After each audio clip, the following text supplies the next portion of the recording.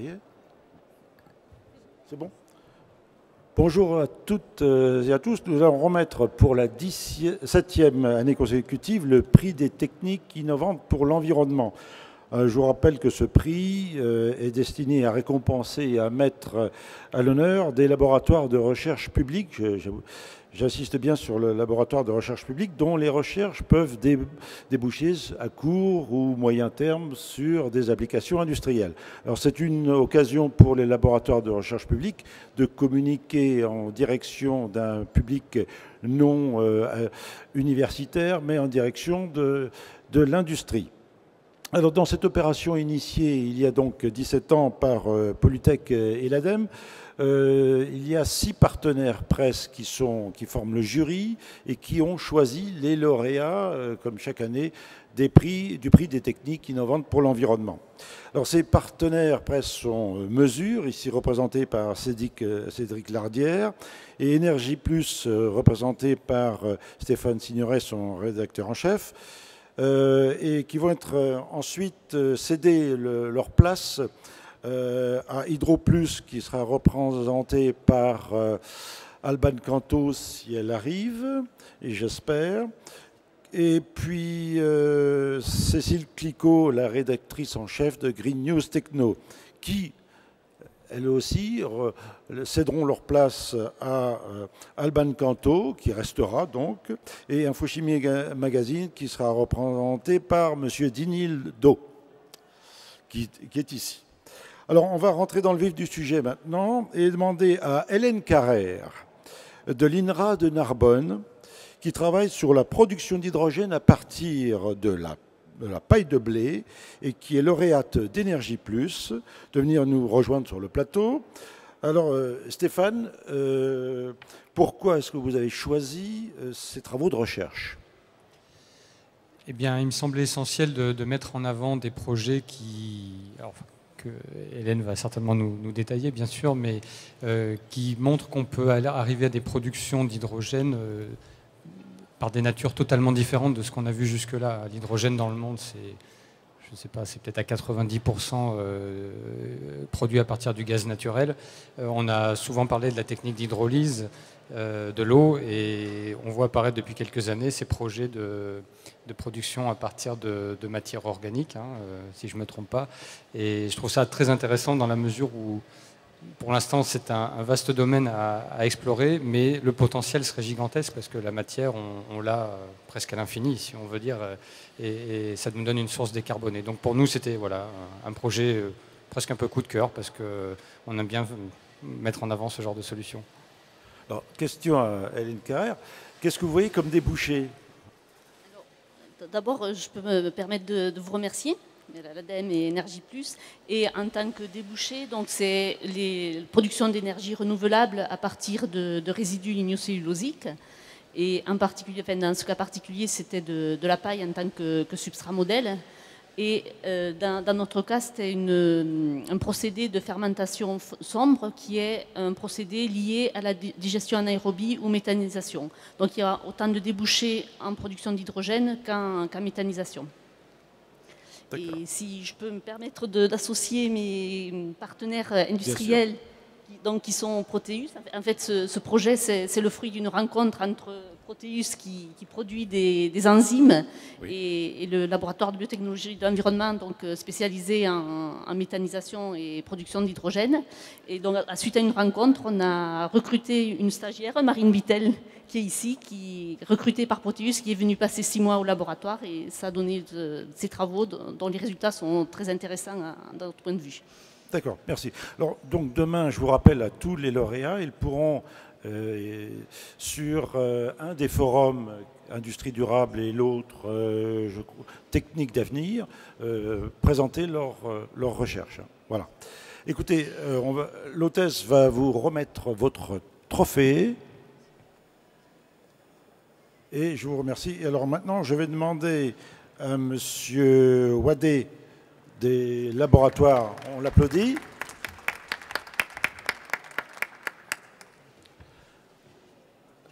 Donc à M. Wadé des laboratoires de recherche de Polytechnique de Palaiseau, de nous rejoindre pour... Alors, et c'est vous, Cédric Lardière de Mesure qui avait choisi. Alors, quelles sont les raisons de votre choix? Ce qui a retenu un petit peu l'attention du jury, c'est déjà que c'est une technologie qui allie deux disciplines quand même différentes. C'est ce que vous disiez, mentionné dans la présentation, c'est-à-dire l'irradiation de polymères et puis l'électrochimie. Et puis aussi, c'est que ça utilise des technologies de nanotechnologie. Avec tout ce qu'on entend, plutôt en mal, ça peut être bien de montrer les exemples positifs. Et puis, si j'ai 3 points à retenir, c'est déjà l'absence de prélèvement, donc, ce qui simplifie grandement l'utilisation par n'importe quel opérateur, la sensibilité qui peut descendre très bas, et aussi le respect de l'environnement. Bon. Et puis, en fait, tous ces points, surtout les 2 premiers, s'inscrivent en fait dans la tendance au niveau des réglementations de toujours faire des seuils de plus en plus faibles. Et donc, votre technologie permettra en fait de pouvoir assurer des mesures, des campagnes de mesures, même si les réglementations et les seuils diminuent de plus en plus bas, puisque la sensibilité est très faible. D'accord. Monsieur Wade, est-ce que vous avez protégé votre invention? Est-ce qu'elle est protégée? Oui, la médecine elle est protégée par 5 brevets. D'accord. D'accord. Oui. Et est-ce que vous envisagez de commercialiser directement à travers une start-up? Maintenant, on pense plutôt de faire un transfert de technologie, mais on vient d'écrire un projet européen avec plusieurs partenaires, peut-être pour un projet pour 3 ans. Après 3 ans, on verra peut-être une petite entreprise, c'est possible. Ok. Bon, merci. Donc demain, vous faites une petite conférence, 20 minutes, avec un animateur. Okay. Voilà. L'hôtesse va vous remettre votre prix. Merci. Et donc à demain. Surtout, restez tous ici, hein, parce qu'il va y avoir après la photo de famille. Bon. Alors, ensuite, je vais demander à la personne qui remplace Pascal Klein, de l'IRSTEA d'Antony. J'ai du mal, j'ai du mal à dire IRSTEA parce que d'habitude on est tellement habitué à dire c'est ma greffe. Donc l'IRSTEA d'Antony de nous rejoindre. Donc, alors vous avez été choisi par Énergie Plus, qui va nous dire pourquoi vous avez été choisi. Bon, bah, j'ai de la chance, alors je reste à table et j'ai le droit de présenter mon deuxième. Nous, c'était très intéressant de choisir ce sujet de recherche parce que souvent dans l'énergie, on parle de production de chaleur, on parle de production d'électricité et bien souvent on oublie le froid, qui est quand même quelque chose d'essentiel, ne serait-ce que... vous avez tous un frigo chez vous ou un congélateur et vos supermarchés, vous voyez bien qui sont frais la plupart du temps. Donc voilà, c'est un enjeu énorme en termes d'efficacité énergétique. Il y a certainement beaucoup de progrès à faire. Les industriels en font, mais voilà, les chercheurs nous mettent des nouvelles pistes. Et ce qui a été développé par IRSTEA me semble particulièrement prometteur. Donc j'espère que ce projet de recherche va, et c'est peut-être déjà le cas un petit peu, je ne sais pas, on va nous dire, promis à un développement un petit peu plus industriel et sur le marché. Une question, qu'est-ce que vous voyez comme délai pour la diffusion de cette technologie? Alors, prenez tout près. Tout près. Comme délai, actuellement, on a des projets en collaboration avec d'autres laboratoires de recherche. Donc sur le développement IRSTEA d'écolytes d'hydrate pour réduire l'impact environnemental et énergétique des installations frigorifiques. En termes de transfert industriel, aujourd'hui, on est dans une phase de maturité commençante où on recherche des partenaires industriels. On n'a pas encore de transfert industriel, mais effectivement, c'est quelque chose à brève échéance qui fait partie de nos objectifs. Ouais. D'accord.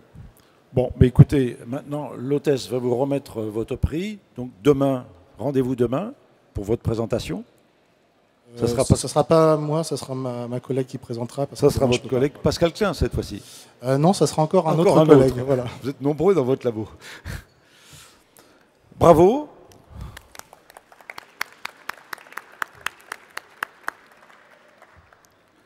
Alors, merci.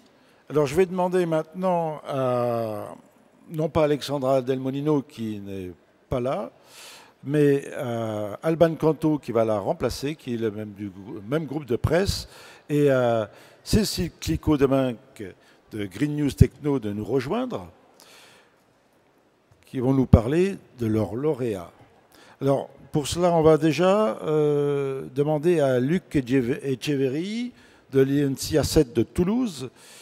Luc Echeverry, il souhaite transformer des stations d'épuration en unités de production d'hydrogène.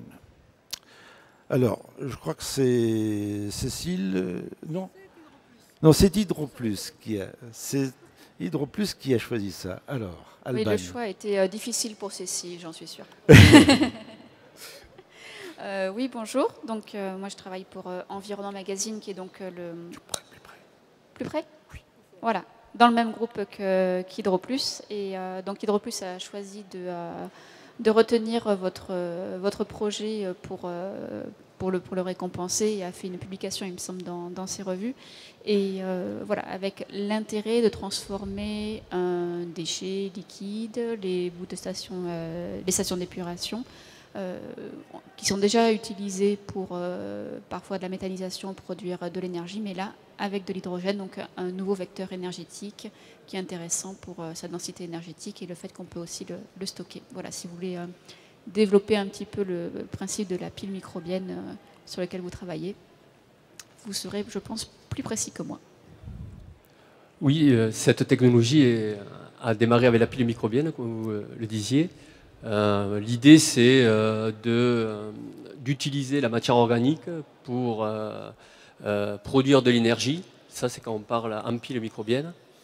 Et ces bactéries qui colonisent l'électrode, en fait, l'anode, est capable de transformer la matière organique en électricité. Mais en pile, on a encore des soucis, un verrou technologique à lever, c'est au niveau de la cathode, sur la réduction de l'oxygène, il y a beaucoup de problèmes. Donc l'idée, c'était de contourner, au lieu de travailler en pile, c'était d'amener de l'énergie, en fait, de faire de l'électrolyse. Et on va se servir de l'énergie chimique du procédé pour produire moins d'énergie, en fait, pour produire de l'hydrogène. En fait, on va produire de l'hydrogène à un coût moindre. Et si demain l'hydrogène devenait le vecteur énergétique, eh bien, en fait, on sait que la problématique, c'est de distribuer cet hydrogène.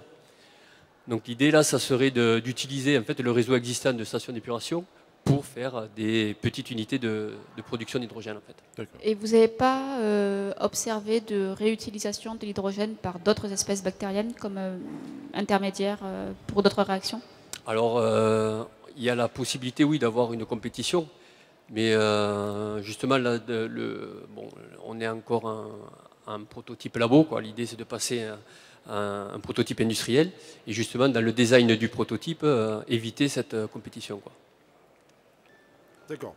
Écoutez, bravo et merci. Alors à demain, l'hôtesse, s'il vous plaît, vous remettez le prix à Monsieur Echeverry.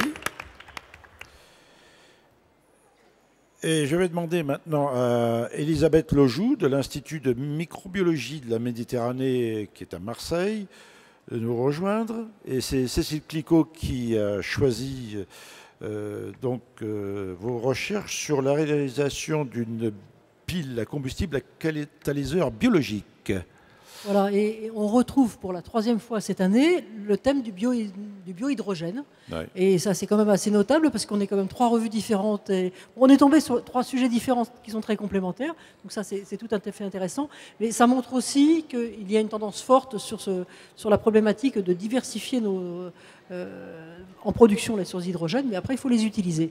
Et c'est là qu'intervient le travail de Madame Lojoux, parce que vous avez travaillé, en tout cas moi c'est ça qui m'a intéressé, c'est que vous avez travaillé pour répondre à un enjeu fort qui est la baisse du coût des piles à combustible. Comme vous le savez sans doute tous, nous utilisons des métaux très chers, notamment du platine, pour les piles à combustible, et que donc... pour éviter ce problème, voilà, on peut travailler sur des métaux moins nobles et essayer de trouver des astuces sur les métaux moins nobles, mais une des possibilités, c'est d'utiliser les enzymes qui vont faire le travail du platine, qui vont faire le travail de catalyseur. Et le point fort du travail de Mme Lojou, elle va nous en parler un peu plus, c'est d'avoir travaillé non seulement sur la partie hydrogénase, donc la partie hydrogène, mais également sur la partie oxygène. Et ça, c'est unique au monde. Quoi, pas tout à fait unique au monde. Ils sont deux équipes. Mais vraiment qui se suivent très très près. En tout cas, c'est unique en France. Et c'est surtout un verrou qui saute, un verrou technologique très important qui a sauté. Et ça qui a sauté assez vite, d'ailleurs. Expliquez-nous un petit peu plus ça, où vous en êtes. Oui, enfin assez vite à l'échelle du laboratoire. C'est-à-dire que cette réalisation, elle n'a pas vu le jour simplement du jour au lendemain, forcément. Elle est le fruit d'une recherche sur les enzymes, en particulier dans le laboratoire, qui date de plus de 10 ans, et sur les mobilisations des enzymes sur des électrodes qui datent de maintenant 4 ans.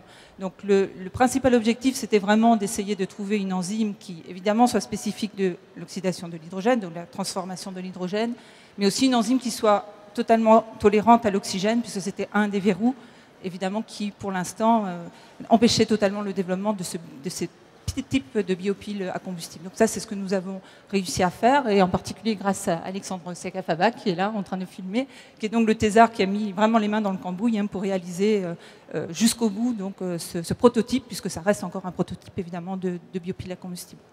Et également l'oxygénase. De l'autre côté, ça aussi, c'est une... Voilà, donc c'était vraiment notre volonté. On travaillait spécifiquement dans le laboratoire, puisque c'est un laboratoire de biologie qui travaille effectivement sur le métabolisme des organismes extrémophiles. Et donc on travaillait depuis longtemps sur l'hydrogénase, et notre volonté, c'était d'essayer de coupler les deux, de mettre vraiment le fil conducteur, de faire la pile, et donc de travailler aussi dans les mêmes conditions, avec les mêmes procédés d'immobilisation des enzymes, sur le côté de réduction de l'oxygène. Ce qu'on a réussi donc à faire avec quelques centaines de microwatts par centimètre carré, alors ce qui paraît ridicule pour tous les gens qui travaillent sur les piles à combustible, mais qui est très très bien déjà pour les gens qui travaillent sur les biopiles. À terme de quelques années sans doute pour arriver, mais à des stades industriels. On se donne 4-5 ans pour voir si c'est vraiment viable et pour essayer d'augmenter au moins d'un facteur 10 les densités de puissance, où là on commencera vraiment à être crédible. Donc rendez-vous demain pour en savoir beaucoup plus sur les biopiles. D'accord. Merci, bravo. On va vous remettre votre prix.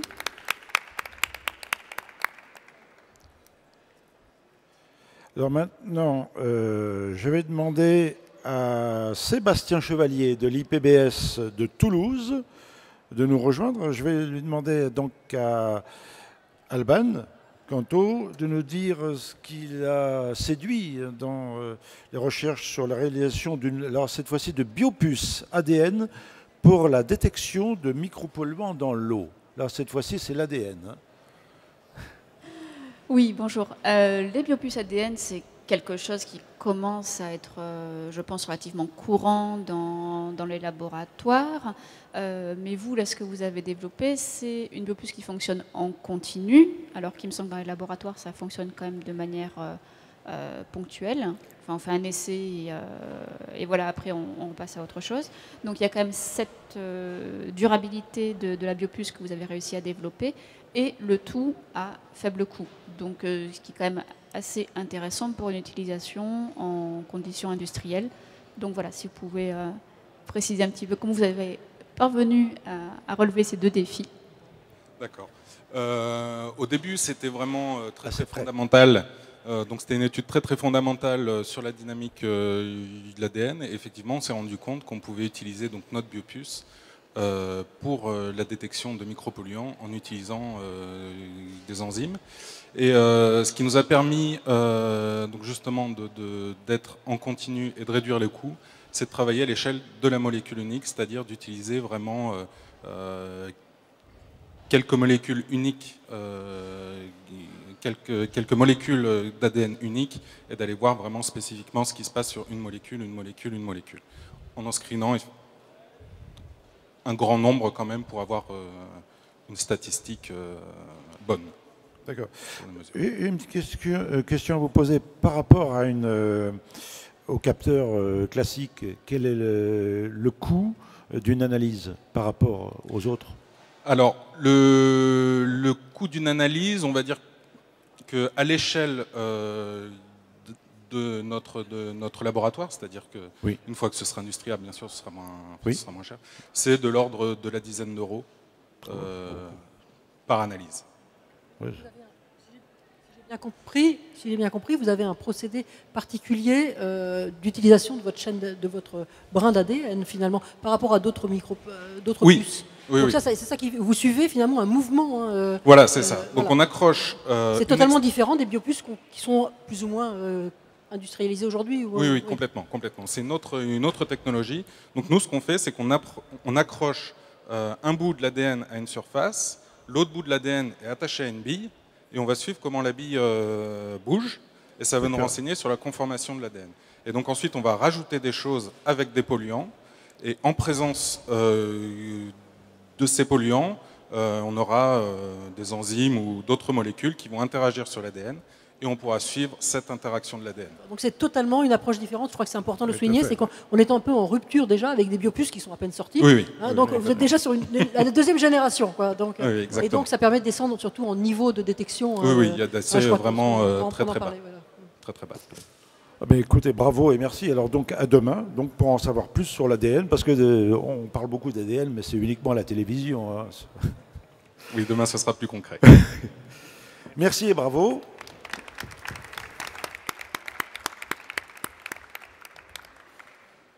Alors je vais demander maintenant à Jean-Pascal Berger de nous rejoindre, car il a été choisi par Green News Techno, et qui a été très intéressé par ses recherches sur l'extraction des chitines. J'ai appris qu'il fallait dire chitine, moi j'aurais dit chitine, mais enfin, notamment dans les déchets de crustacés. J'aurai une question piège après pour vous. Bien. Alors, ce qui est très agréable, c'est qu'on a, c'est notre projet chimie verte de l'année, parce qu'on a eu des années plus riches en chimie verte, donc on est ravis de vous accueillir pour ça déjà, parce que c'est une tendance forte du marché. Donc ça, je crois que c'est très important que la chimie je vais dire du végétal en général, mais ce n'est pas du végétal. La chimie d'origine biosourcée soit représentée, parce que c'est vraiment une tendance forte du marché. Deuxièmement, on est dans une autre tendance forte, qui est celle de la valorisation à plus forte valeur ajoutée des déchets, de trouver des nouveaux gisements et de trouver des nouvelles filières et des nouveaux gisements à valeur ajoutée. Et donc, en fait, l'extraction, le travail sur les chitines de M. Berger rentre dans cette double tendance de trouver des sources, d'utiliser des sources qui sont très largement répandues, parce que les crustacés ou les endosquelettes de quelques autres éléments marins, je crois les calamars, des choses comme ça, les sèches, on a ce qu'il faut. Et jusqu'ici, on aurait pu les transformer depuis longtemps, mais on avait un verrou technologique qui est un verrou environnemental, ce qui fait que depuis quelques années, il n'y a plus de production dans les pays occidentaux parce que le coût du traitement est trop fort. Et la voie enzymatique choisie par M. Berger va permettre de faire revenir sur le territoire occidental, peut-être, on espère, ces filières de production de chitine qui donnent lieu à... On peut dériver sur du chitosane, et le chitosane, il y a des marchés énormes dans l'alimentaire, dans la cosmétique et bientôt dans les bioplastiques. Donc c'est un enjeu énorme. Expliquez-nous un petit peu comment vous faites pour faire cette extraction, peut-être. Alors, est-ce que c'est breveté? Oui. Bon. Donc je peux parler. Oui, alors je vous remercie pour ce prix. Donc je ne suis pas tout seul à avoir fait ces travaux, hein. C'est un travaux d'équipe et notamment de la doctorante Karine Leroux qui est ici présente et qui sera présente à la conférence demain. Donc l'idée, effectivement, nous, on est positionné, les activités du laboratoire, c'est la valorisation des déchets de l'industrie de transformation des produits de la mer. Et parmi ceux-là, il y a bien évidemment les carapaces de crustacés. Et une carapace de crustacés, c'est un tiers de chitine, un tiers de protéines, un tiers de minéraux. Et donc, initialement, nos travaux portaient sur la valorisation des protéines, la récupération des protéines. Et puis, de fil en aiguille, on en est arrivé à la récupération également de chitine. Donc, l'originalité de ce procédé, c'est de fusionner deux étapes en une, à savoir la déminéralisation et la déprotéinisation, qui se font habituellement par des traitements drastiques à l'acide et à la soude. Et nous, on a trouvé des conditions enzymatiques, des enzymes qui peuvent enlever les protéines et travailler en conditions acides. Donc, on fait une pierre deux coups et on peut également valoriser les protéines. Donc si on comprend bien, on n'extrait pas la chitine, on extrait les autres, la protéine et les minéraux. La chitine et le reste insoluble. Voilà, et ce qui reste, c'est la chitine qui est insoluble. Donc, et un procédé 2 en 1, effectivement, donc économique, environnemental, sur un marché qui peut potentiellement être extrêmement porteur. Un très gros marché. Voilà. Et des projets de transfert déjà. Oui, on a été contacté par un industriel avec lequel on est en train de signer un partenariat. Ouais. Et ça devrait me stimuler maintenant avec le prix. Quels sont les crustacés qui renferment plus de chitine? C'est à peu près équivalent. Il y a quelques petites variations, mais c'est insignifiant, quoi. Non, mais parce qu'il y a un marché, par exemple, annuel très important, avec la grande braderie de Lille, avec toutes les moules. Les moules, c'est des mollusques, c'est pas des crustacés. Ah, oui. J'ai fait la même bêtise. J'ai perdu. Ah bien, merci et bravo. Alors,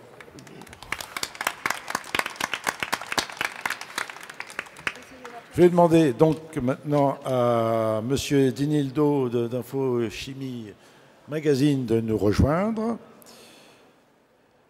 Et je vais demander également à Damien Évrard de l'INP de Grenoble, qui lui s'intéresse de très très près à l'éco-conception des produits électroniques et électroniques efficaces en énergie.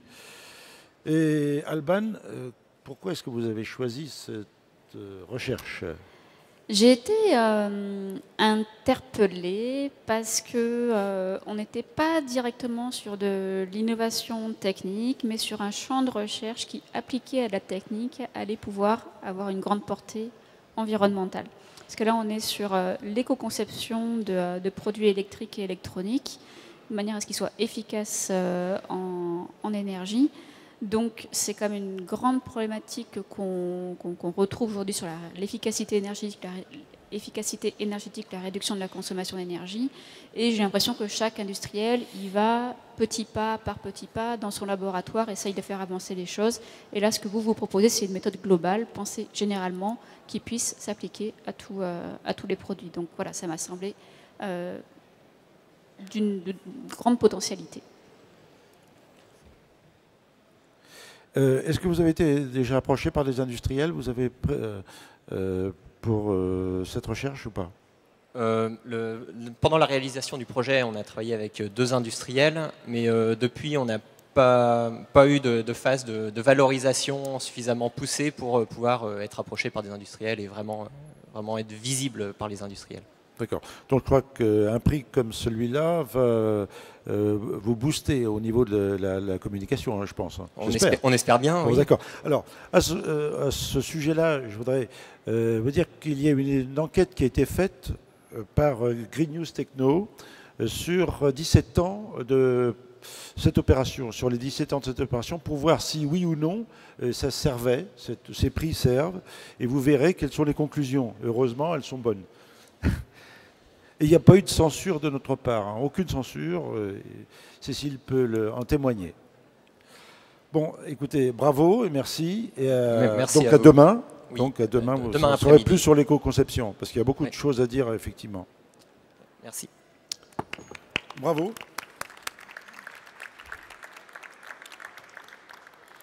Je vais demander maintenant à Lara Jabour de venir sur le plateau. Vous venez de l'INP Pagora de Saint-Martin-d'Air, n'est-ce pas? Et vous travaillez sur l'utilisation du papier et des techniques papetières pour réaliser des éléments de batterie lithium-ion. Bon. Je crois que M. Dinildo, c'est vous qui l'avez choisi. Alors, pourquoi est-ce que vous l'avez choisi? Alors, une petite correction, mon nom c'est On, mais c'est pas grave. Oui, excusez-moi. On l'écorche assez souvent. Donc. Nous avons choisi en fait ces travaux de recherche, de récompenser ces travaux de recherche, puisque les industriels de la chimie travaillent beaucoup en ce moment sur les batteries, tout ce qui est stockage d'énergie. Ils ont 2 méthodes. Soit ils essayent d'augmenter en fait le degré de stockage de l'énergie, soit ils se tournent vers un petit peu la chimie verte. Donc, avec les travaux que vous avez réalisés, vous avez réussi à remplacer non seulement les matières, donc je crois que c'est des liants fluorés, voilà, et en plus vous avez produit un procédé plus propre en utilisant des solvants aqueux. Donc je pense que vous pouvez plus détailler que moi vos travaux. Et en fait, ces travaux ouvrent la voie vers des piles qui sont plus renouvelables, plus durables. Voilà. Oui, en fait, le procédé qu'on a développé ouvre une nouvelle voie pour la production de batteries lithium-ion. Il est complètement différent des procédés classiques de production de composants pour batteries. En fait, le procédé il s'affranchit de l'utilisation de polymères de synthèse et de solvants organiques. Le liant est un polymère biosourcé dans la forme de fibres de cellulose. Et le procédé de production est un procédé de filtration à base aqueuse, comme dans l'industrie papetière. Et voilà, ce qui du coup montre qu'on peut obtenir des batteries lithium-ion avec les mêmes performances des batteries classiques, mais avec un procédé et des matériaux qui sont moins polluants. Oui, alors, dans le papier que vous nous avez envoyé, vous parliez de réduction de coûts par rapport aux batteries lithium-ion classiques. En fait, il faut savoir que le liant fluoré utilisé actuellement comme liant pour les batteries à lithium-ion est au moins un ordre de grandeur plus cher que les fibres cellulosiques que nous on a utilisées. En plus, c'est un procédé qui est basé sur, en fait, qui est en milieu solvant organique, est sûrement plus cher et plus difficile, plus compliqué pour l'opérateur qu'un procédé à base aqueuse, comme le procédé qu'on propose. D'accord. Bon, écoutez, merci. Donc, c'est M. Davide Beneventi qui, demain, fera la présentation. Oui. D'accord, mais vous serez là, de toute façon, oui, pour l'aider. Merci, bravo.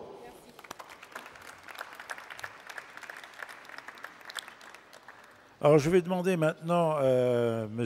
Alain Selzard, qui est professeur à l'Université de Lorraine, à Épinal, et qui travaille à l'Institut Jean Lamour, qui est à l'Institut national de technique du bois, hein, je crois, à Épinal, qui va avoir ce qu'on appelle le Grand Prix. Pourquoi? Parce que lorsque vous avez été choisi par plus d'un magazine, vous avez ce qu'on appelle le Grand Prix. Donc vous bénéficiez cette année du Grand Prix. Donc vous avez été choisi par Environnement Magazine, Cleantech et Infochimie Magazine. Et vous travaillez alors sur une matière tout à fait nouvelle. Quand on voit ça, on dit oh là là, il y a des débouchés considérables parce que ce sont vous utilisez, vous, les tanins. Donc, quelles sont les raisons? Je crois qu'elles sont un peu évidentes, hein, mais allez. Oui, du alors, choix. Moi, je dois dire que quand j'ai découvert le dossier de candidature concernant les tanins, c'est un petit peu comme s'il y avait des étincelles qui sortaient de la feuille. C'est magique, ça sert à tout, c'est facile à fabriquer, c'est pas cher, ça sert pour la catalyse, ça sert pour la filtration, ça sert comme matériau isolant, thermique ou phonique. Tout ça en mélangeant les tanins avec un petit peu d'huile, hop, on enlève l'huile, il reste le matériau. C'était voilà, quelque chose, on se dit mais c'est pas possible, ça aurait dû être inventé avant, ça avait l'air tellement simple, tellement logique, avec tellement de débouchés que voilà, pour moi c'était mon premier choix et c'était voilà, sur cette candidature là il y a eu aucun doute sur le fait qu'il fallait le mettre en avant pour booster ses travaux et que ça aboutisse sur le marché avec des matériaux qui puissent servir. Et vous, Monsieur Dimilon? Cette fois-ci, je ne me suis pas trompé. Oui. Non. En fait, nous avons choisi de récompenser ce projet car il souligne en fait un petit peu une tendance en fait qui est inhérente à la chimie, qui est la chimie du végétal. Donc, on essaie de substituer des matériaux d'origine pétrosourcée, fossiles, par des matériaux issus de la biomasse végétale ou animale. Donc, nous pouvons considérer que les tanins sont un petit peu des matériaux de seconde génération et que la filière est quasiment en place. Il suffit juste de la volonté de certains décideurs de faire une étape supplémentaire pour pouvoir recueillir ces tanins et les exploiter. Voilà. Tout à fait. Je vous confirme bien que les tanins sont déjà des produits commerciaux, déjà industrialisés, avec le débouché classique qui est le cuir, mais toujours plus l'industrie chimique. Et notre projet, finalement, entend développer davantage cela, puisque Les tanins étant à la base de résines de très grande qualité, eh bien c'est tout un panel de matériaux qui peuvent être préparés. Et à partir de ces matériaux-là, par carbonisation, par céramisation, encore une autre famille. Et donc, toute cette multitude d'applications, c'est la raison pour laquelle j'appelle ça, moi, des matériaux poreux multifonctionnels, avec, et c'est l'idée, des applications dans l'énergie et l'environnement. Alors bien sûr, moi, je ne fais qu'incarner le travail d'un certain nombre de personnes, en particulier le professeur Antonio Pizzi du LERMAP, qui est un autre laboratoire que le mien, a largement contribué à cette étude, il n'a pas pu être là aujourd'hui, puis Vanessa Fierro du CNRS également, et puis bien sûr toute la multitude de thésards et de chercheurs postdoctorants, que je ne peux pas tous nommer, mais sans lesquels rien ne serait possible. Bravo. Alors j'ai juste une question, l'industrialisation de votre procédé, vous le voyez à quelle échéance ? Comme ça a été dit, c'est les décideurs qui feront ce qu'il faut. Actuellement, je dirais qu'il manque quelques usines d'extraction pour que le matériau soit encore plus disponible qu'il ne l'est. Et à partir de là, c'est plus rien à faire. Oui. Alors justement, au sujet d'extraction, on parle des tanins au pluriel. Oui. Mais est-ce que, il doit y en avoir pléthore? Alors effectivement, je ne l'ai pas précisé, ce sont ce qu'on appelle les tanins condensés qui se trouvent dans un certain nombre de végétaux, pas tous. D'autres contiennent des tanins hydrolysables qui nous intéressent moins. Mais ceux-là sont dans de multiples plantes et finalement, ils ont des petites différences chimiques, mais ça se moyenne en faisant des corrections au niveau des formulations. Et le tanin qu'on a sur le territoire français, qui viendrait du pain maritime, est tout à fait exploitable. Tout à fait. Et d'ailleurs, c'est un drame qu'il ne soit pas exploité, parce que c'est des écorces qui vont à la chaudière. Elles brûleraient mieux si on avait extrait le tanin, et le tanin, on pourrait en faire tellement de choses. Donc je lance un appel. Oui, mais j'espère qu'il sera entendu. Oh, je crois qu'avec Polytech, il sera entendu. Bravo. Merci et à vous. Donc à demain, pour avoir tout un tas de questions sur les tanins. Sans faute. Alors, donc le grand trophée, voilà. Alors merci à toutes et à tous. Alors ce que je veux vous demander, c'est de venir tous vous réunir pour la photo de famille. Lisez bien le document qui est disponible, qui est réalisé par Green News Techno sur les bilans des 17 années d'opération. Vous verrez qu'il y a intérêt à communiquer en direction du monde industriel. Bravo à tous et à demain.